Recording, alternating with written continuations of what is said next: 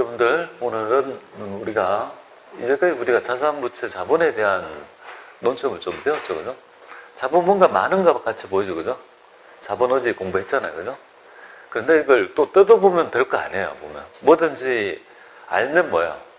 우리가 살을 발라내면 뭐예요?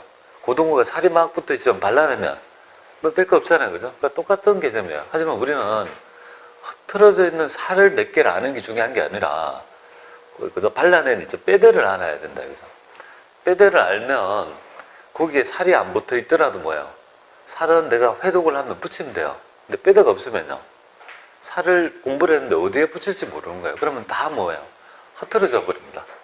그래서 이거 학습 공부할 때 항상 제가 이제 강의할 때 보면 이 회계적 모형을 자꾸 말씀드리려 하고 논리를 자꾸 말씀드리는 이유가, 나름 이렇게 듣다 보면 그 뼈대가 이제 조금이라도 생기면 그 뼈대를 가지고 내가 잘 힘이 있던 부분을 공부하면서 조금씩 붙일 수 있잖아요. 그럼 다시 보면 그 뼈대에 붙어 있잖아요, 그죠? 그렇게 공부를 해야 되는데, 우리는 아무런 프레임을 안 하고 뭡니까?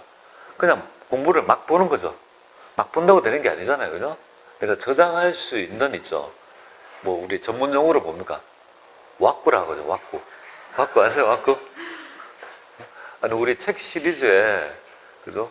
왁구 요점 정리 이런 말이 있습니다. 왁구를 우리가 공부하는 경우 왁구를 짜야 되죠. 잘 왁구를 짜서 프레임을 짜야 되는데, 그 프레임이 여러분이 설계가 안 돼요. 다른 사람이 설계한 걸 이렇게 빗대어가지고 뭡니까? 우리가 공부를 하잖아요, 그죠? 예, 근데 본인만의 프레임은 분명히 필요해요. 근데 다른 걸 공부를 해야지 본인의 프레임이 생기는 거 아니겠습니까? 그리고 이것 좀 보세요. 공부를 오래 하신 분들은요, 이렇게 1회독하고 2회독하고 3회독하면 처음에 보던 거하고 좀 달라요.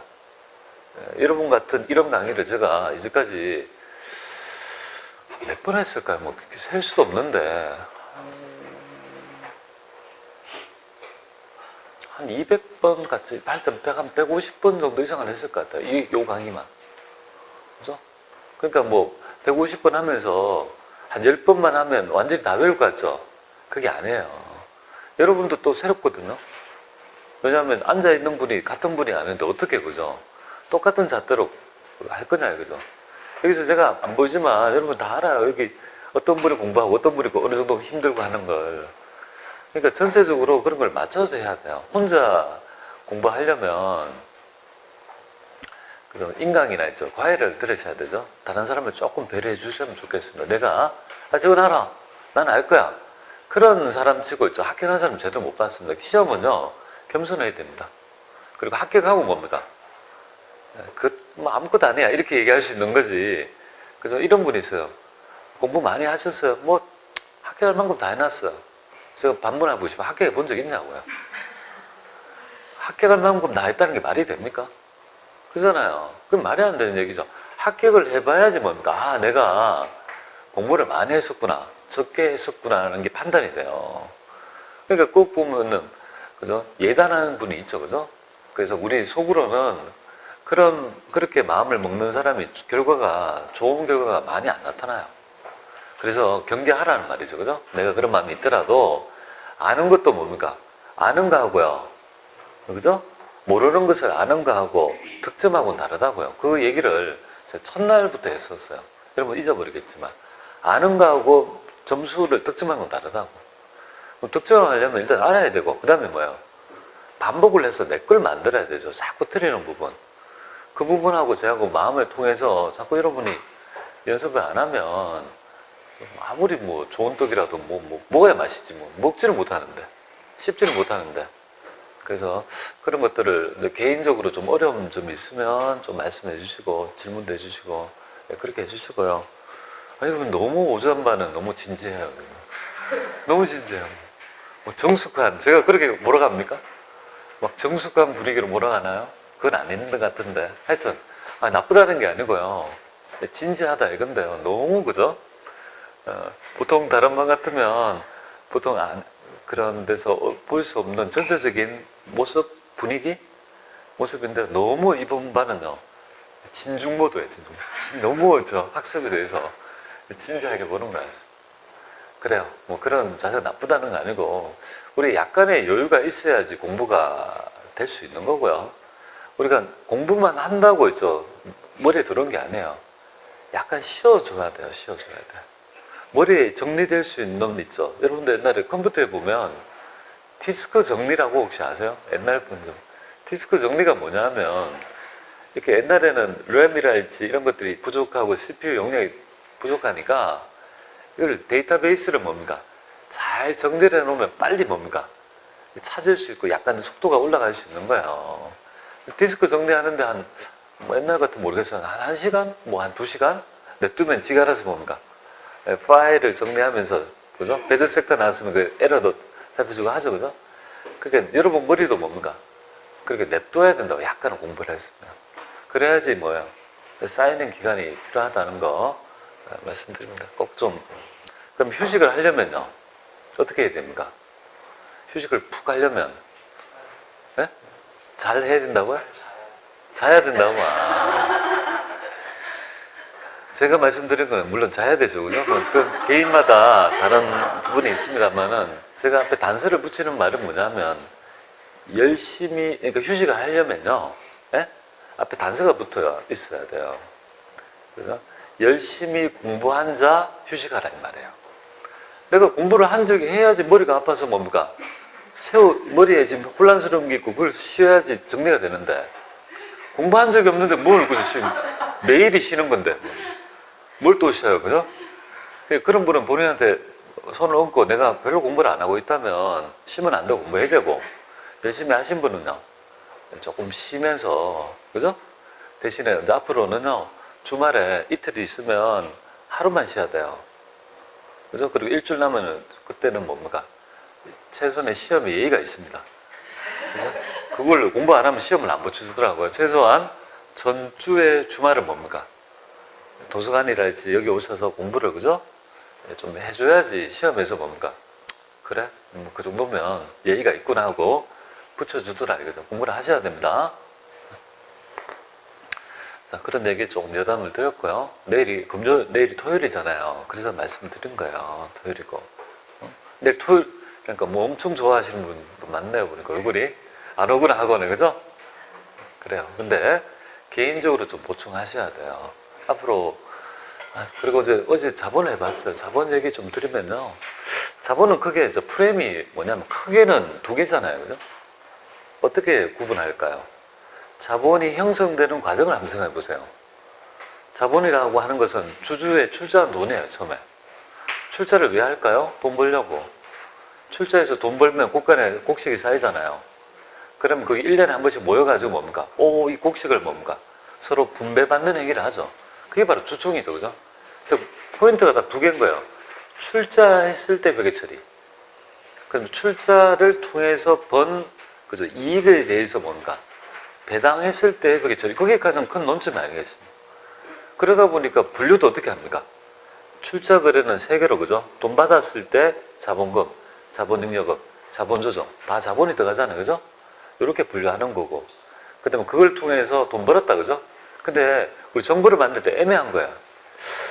얘는 손익 거래는 맞는데 이걸 수익과 비용으로 바로 확정하기는 애매모호한 있죠. 그런 거래가 있더라, 그죠?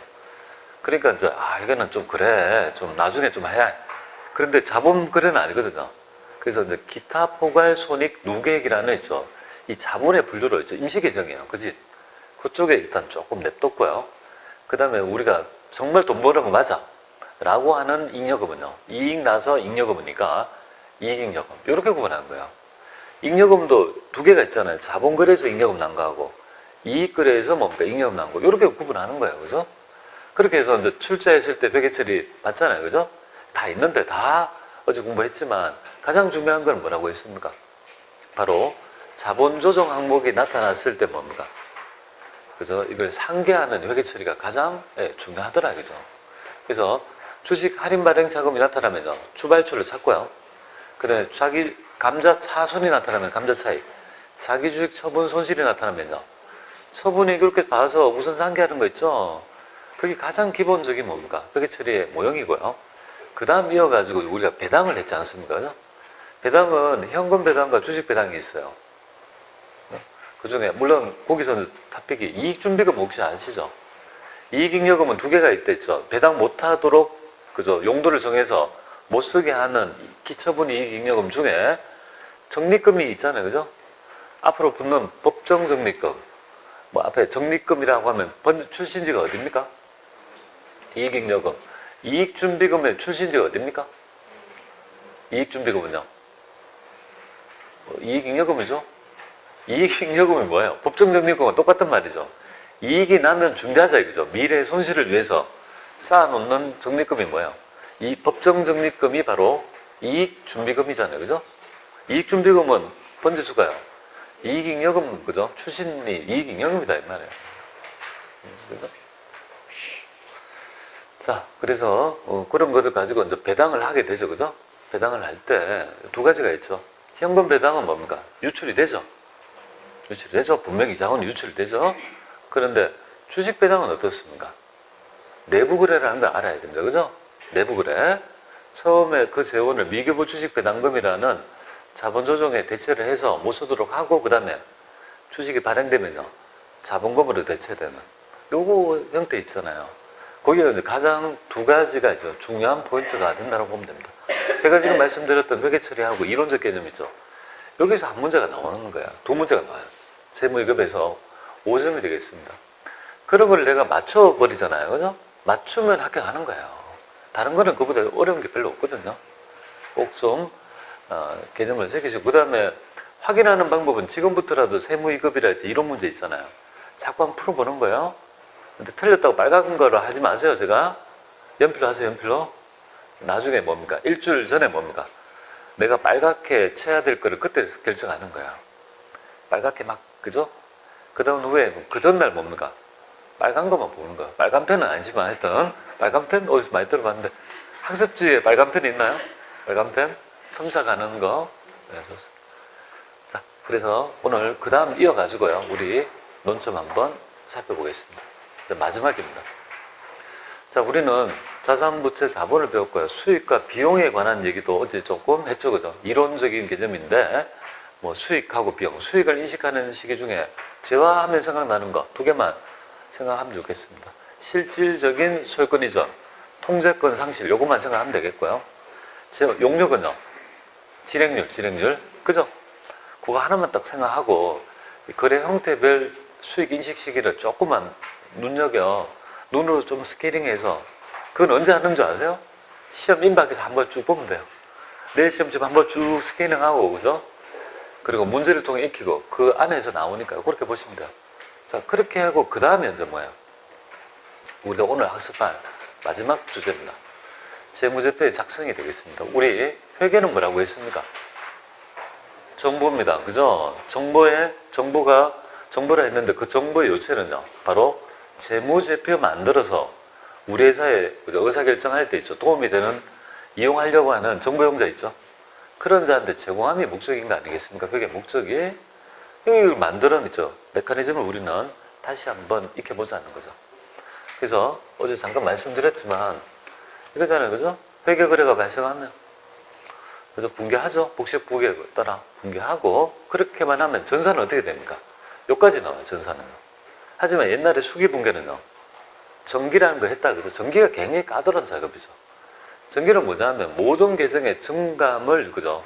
다 기록하는 장부가 원장이죠. 그래서 붕괴하면 붕괴장, 정기하면요, 총계정 원장, 요 두 개를 바로 기업이 가지는 주요 장부라고 합니다. 그래서 세무조사 와서 장부 보여주세요 하면 두 개 갖다 주면 됩니다. 세무조사 왔을 때 장부 좀 보여달라 하거든요. 거기서 말하는 장부는요, 두 개를 얘기한다 이렇게 보면 돼요. 딱. 그러면 저 추가적으로 현금 출납장 좀 갖다 주세요. 그런다. 일단은 없는데 하면요, 그래요? 그럼 속으로 뭐야? 그죠? 세무공은 그렇단 말이죠. 그러면 뭐 재정원가 맹세표가 있어요. 다른 재무 보고서를 요구하면 그때 이제 보여주면 될 것 같습니다. 자, 우리의 학습은 뭐냐면요, 정기라는 것을 이해를 해야 되죠. 그죠? 그 T 계정 그렸을 때, 그죠? 자산과 부채의 증감을 하는 거 있잖아요. 그런 게 전산학에서 너무 약해서 제가 몇 번 조금 시간 날 때마다 몇 번 연습해 한 거 아니겠습니까? 그런 게 좀 중요하고요. 오늘은 이쪽 주제예요. 법적 주제입니다. 이렇게 러프하게 만들어진 요 정보에서 정리를 통해서 여기까지 만드는 절차, 요거를 뭐라고 하냐면 바로 결산이라고 합니다. 재무제표까지 만들어. 우리가 여러분들 구인 광고에 보면 이렇게 적혀져 있어요. 더 좋은 입력 가능자 이렇게 나와요. 더 좋은 입력 가능자, 전표 입력 가능자. 그거는 뭐냐면 초급 사원을 뽑겠다는 겁니다. 아주 초급 사원. 그러니까 직급이 사원이에요. 아주 기본적인 원시적인 전표를 입력하는 단순 업무를 할 수 있는 직원을 뽑는 거예요. 근데 구인 광고에 보면 부가세 및 원전세 신고 가능자라고 딱 적혀져 있어요. 그 말은 뭐냐면 기본 업무는 할 줄 안다고 보고 세무 신고를 할 수 있는 능력이 있는 자를 뽑는 거예요. 그럼 최소한 직급 자체가 그죠? 어떤 체계적인 직급이 있는 거라면 못해도 대리 정도 수준이죠. 계장이나 대리 정도를 뽑는다라고 보면 됩니다. 근데 구인 광고에 보면요 이렇게 적혀져 있어요. 법인 결산 가능자 우대라는 말이 있어요. 법인 결산 가능자. 근데 대한민국에서 법인 결산을 제대로 하는 사람이 드물다는 거죠. 그게 문제라는 거예요. 법인 결산을 제대로 하는 사람은 별로 없다고요. 법인 결산의 정의가 뭐겠습니까? 원시적으로 만들어진 정보를 뭡니까? 여기에서 뭡니까? 정리를 하죠, 그죠? 정리를 왜 하는지 알아야 되겠죠. 그 정리를 해서 뭡니까? 그러니까 멋지게 이렇게 딱 만드는 거예요. 그다음에 장부를 마감하는 게 뭐냐면 그 빵 만들 때 데코레이션이라고 봅니다. 마지막 뭡니까? 마감을 딱 하면 우리가 원하는 재무제표가 만들어지는 거죠. 이 일련의 절차를 우리는 할 수 있어야 되는데 장부 마감은 전산에서 그냥 해요. 문 닫아요. 그죠? 그게 마감한다는 건 장부를 문을 닫아버리는 거죠. 문을 닫아가지고 뭡니까? 다음 연도로 이기한다 이렇게 봅니다. 다음 연도로 보내야 될 부분을 세팅해야 되지 않습니까? 그게 바로 기말이 되잖아요. 그죠? 기말 장부를 다른데 보내는 부분을 마감을 해야 될 거 아니겠습니까? 그럼 우리는 지금 여기 기말에 정리하는 거 있죠. 요거를 우리는 배워야 될 것 같습니다. 요거 배우고 그 다음에 우리가 법인 결산 있죠. 결산 우리 전산상의 결산 제자 있죠. 그거를 먼저 배워야 되는데요. 전산회계 1급은 2문제나 3문제 나와서 한 몇 점이냐면 몇 점이 9점, 6점에서 9점인데 전산세무 2급은 결산 부분이 5문제가 나와요. 그럼 15점이에요. 3점씩 해서. 굉장히 큰 볼륨입니다. 그죠? 그러니까 공을 들이는 거예요. 그 만점 맞아야 되니까. 한번 해보도록 하겠습니다. 자, 요거 어제 말씀드리고 요거 주제가 되겠습니다.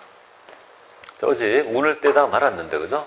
발생주의에 따른 손익의 이용과 발생, 이 주제 오늘 주된 주제가 되겠습니다. 이거 한번 보죠. 여기 바로 기말에 뭡니까?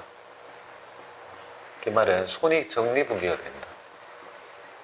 손익을 정리하는 분기가 되겠습니다. 자, 이거 한번 어떤 의미인지 살펴보고요. 문제 엄청나게 많은데요. 한번 보죠. 기말이 언제죠? 연도 말. 손익은요? 수익과 비용을 뭡니까? 손익은 수익과 비용을 얘기하는 거죠. 그죠? 수익과 비용을 얘기하는 거죠.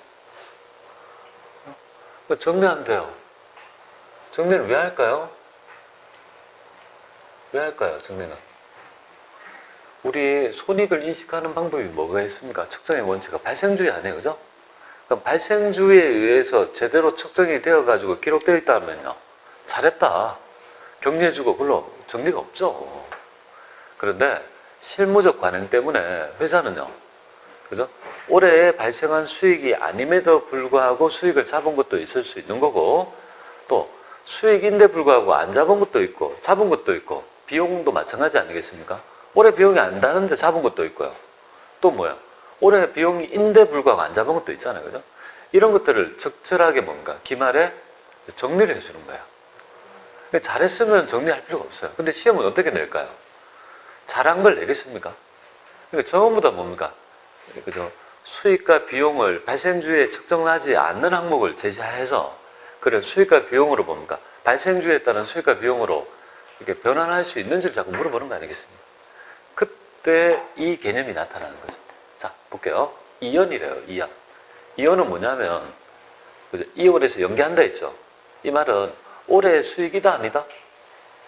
아니다. 올해 비용이다 아니다? 아닌 거예요. 아닌 걸 잡았다 이 말이에요. 그럼 이걸 어떻게 해야 됩니까? 올해 수익과 비용이 아니니까 넘겨야 되죠. 미리 잡은 거죠. 그러니까 회사는 미리 잡은 수익이 있는 거죠. 미리 잡은 비용이 있죠. 이미 잡았다고 해서 여기 앞에 이미 잡았다고 해서 뭡니까? 그죠? 미리 잡았다. 이미선, 그죠? 선자 붙이죠, 그죠? 그래서 계정 과목이 앞에 보면 다 선자가 붙어야 돼요. 그죠? 수익을 미리 잡았대요. 그만큼 올해 수익입니까? 아니죠. 그럼 선수 수익. 미리 잡은 수익만큼은요. 내가 돈을 수익도 아닌데 미리 받은 거 아니에요? 그러면 부채지. 선수 수익은 부채라 했잖아요. 정이 안 들면 선수금이라 했잖아요. 금을 붙이면요. 부채라 했잖아요. 그죠? 선수 수익은요. 부채예요. 부채. 수익 계정 안 해요?